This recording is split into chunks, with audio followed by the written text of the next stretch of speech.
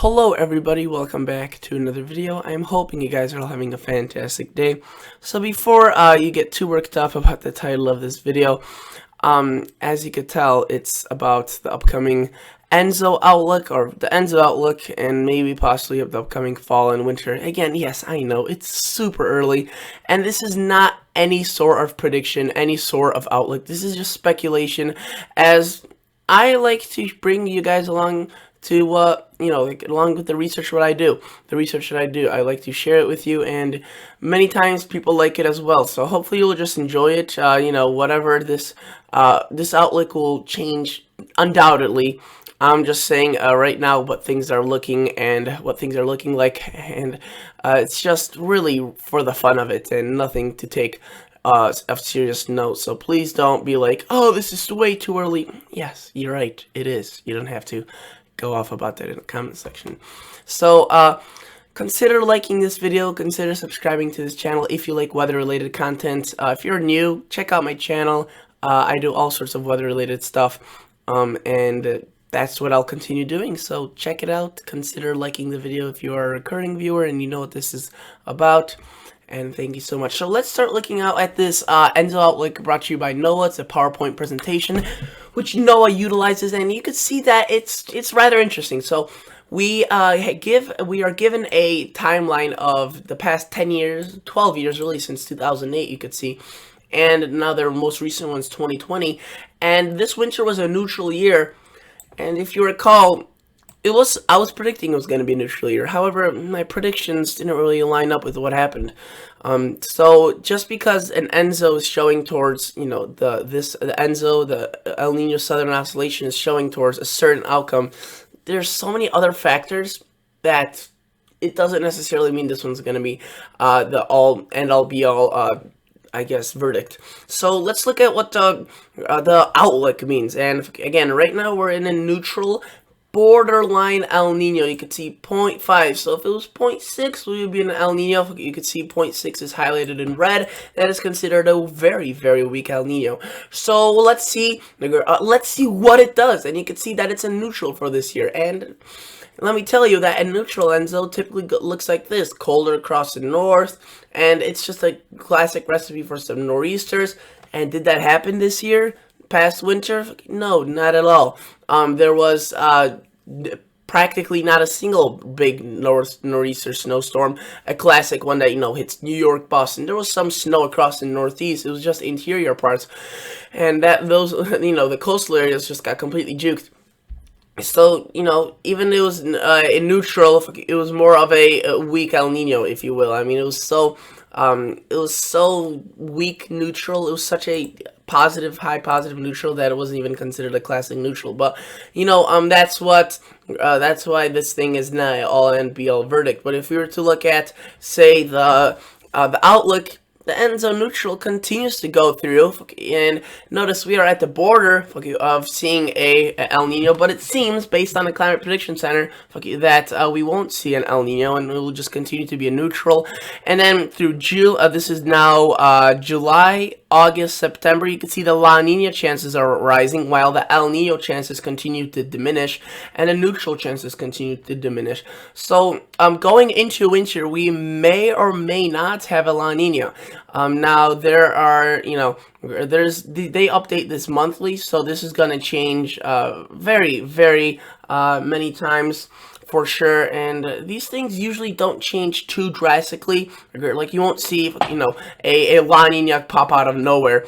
It's the ocean temperature off. This is basically the measurement of the ocean temperature off the Peruvian coast of South America, the eastern coast, the western coast, and it doesn't change based on a couple of warm days or cool days. It's a more long-lasting pattern that changes with more time, not so quickly, not so radically. So it's a little bit more consistent. But you can see that this far out, they're just predicting what the temperatures could be. But like by October, there's literally not many ways that they could predict how warm or whether the temperatures will be above average, neutral, or below. But see what they're showing. You can see what they're showing is that they're showing more of the blue and the gray. And for the winter lovers, you know, the snow, the people that like just colder winters across North America, especially the United States, the blue and the gray usually give a better chance of a colder winter. Now, again, this year was a neutral year and it was not a harsh winter at all. The beginning months maybe were a bit tougher, then it got really warm, and now it continued that trend. So whether or not this will actually mean another weak winter, it could, or it could mean actually a cold winter with the La Nina, or even if a neutral occurs again, it could be those same readings for 2020, 2021, except it could then be a harsh winter based on other factors. So you gotta acknowledge that it's very tough to make these forecasts, as things may be misleading. But you can see that this is what the outlook is based on the models. Okay, this is the Climate Prediction Center, and there's several models. You can see there's quite a bit, and you can see that there's quite a bit of it's erratic kind of. You can see the blue CPC console gives this weird jump right here of almost a degree in water temperature, which in a month usually isn't really foreseeable, but it's a little bit odd. But you can see that mainly a lot of them are showing no El Nino really, more of a La Nina potential or just a neutral. But if we were to look at the CFS ensemble mean, which is another way of forecasting these, you can see they're all diving into a La Nina level. So that's very interesting to note and see how that progresses if we're going to be in a La Nina, because if we're in a La Nina, then that's a good chance of a tougher winter across the United States. There's been many winters that have been very tough, that have been La Nina. One of the more prominent ones is the 2008-2009, and you could see that one was negative. You could see a La Nina into 2009. 2010 was also a harsher winter, but you could see it was an El Nino. So again, this isn't all it's a La Nina, it's gonna be a cold winter. It's not really like that, you can see right here, El Nino will typically mean a warmer winter for the northern U.S. and a little bit drier, but it was one of the tougher ones, and you can see that it was a pretty moderate El Nino across those that time frame. 2013-2014 winter, similar like this year, neutral ENSO. And you can see it was closer towards the La Nina, but it was one of the toughest winters we've ever had across the Midwest, the Chicagoland area, and it was a neutral.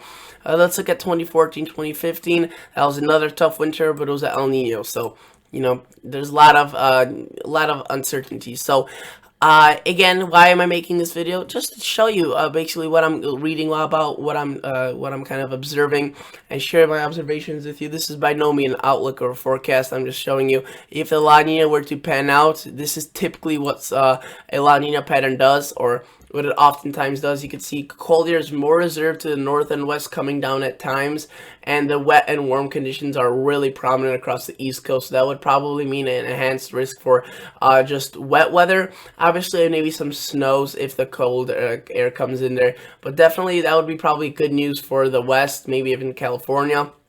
And the south would be kind of an area of warm, dry, a little bit of a lesser winter if that were to come true.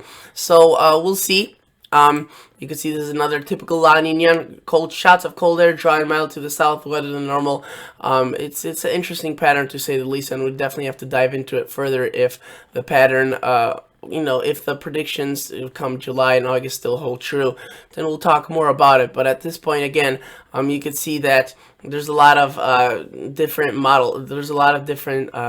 graphs showing some different things. You can see cooler air overlapping with some wet and warmer air could mean some more storms. So it's definitely interesting to note what would happen and how it would occur. But definitely more air centered across the northwest, some cooler air. So that would be pretty interesting to see what occurs. But yet again, very far out and not really reliable at this point, other than just to show you some speculation. This is the temperature departure for the last 30 days. You can see it's been very warm March, and I predicted that, if you recall, I've said that in late February that it would be a warmer March, and you can see that's pretty well panned out, and it's been pretty wet across the central part of the country as well. The only locations where it has been drier is the east and the west, and parts of the south. Florida, there also been pretty low in that precip, but the last 90 days you can see shows a pretty similar scenario. Really just a warm temperature regime across the United States. You can see that really just California staying dry, Florida being dry, and then the Dakotas being dry. Here are the seasonal outlooks for April through June. These are usually not reliable. They're just, it's, in a sense, yes, they're probably the best thing you could get out of the weather. More reliable than other forecasts, the Climate Prediction Center, NOAA. But you just gotta, the amount of times they get this wrong is really high, and that's not really to blame. This is basically impossible to predict. But you can see they say above average for the east, below for the west mainly, and warm temperatures overall. They usually tend to over exaggerate the warmth, but I guess that's what they do. If we were to look at, go back here, I wanted to quickly point something out, that this ends March 21st, and this is last 30 days, so this goes into April. March wasn't nearly as warm as what they're showing here. It was a bit cooler, but it definitely wasn't really cold. It was a little bit more warmer than cold, especially with this last storm that brought a lot of warm conditions to the southern United States. So that's basically it for today's video, guys. There's a lot more on this slide presentation if you want to research yourself. Type in ENSO Outlook, and this is one of the first websites that show up, and you can see this is what the sea surface temperatures over the past 4 weeks have been like, slightly cooler across the ENSO area, so maybe pointing towards more of a La Nina. And you can see that, I want to see if they have, here it is. You can see that the different regions are all positive, so in the latest weekly, so they've been a little bit warmer, so they're kind of going back and forth. We'll have to see what happens. And here are the percentages. ENSO neutral is in present, so it's not active. No El Nino watch or La Nina watch, and you can see that ENSO neutral is favored to the northern hemisphere spring 2020 and continuing through summer 2020, 55% chance. So thank you guys so much for watching. Consider liking the video, consider subscribing to the channel, and I'll catch you all guys in the next episode. See ya. Bye.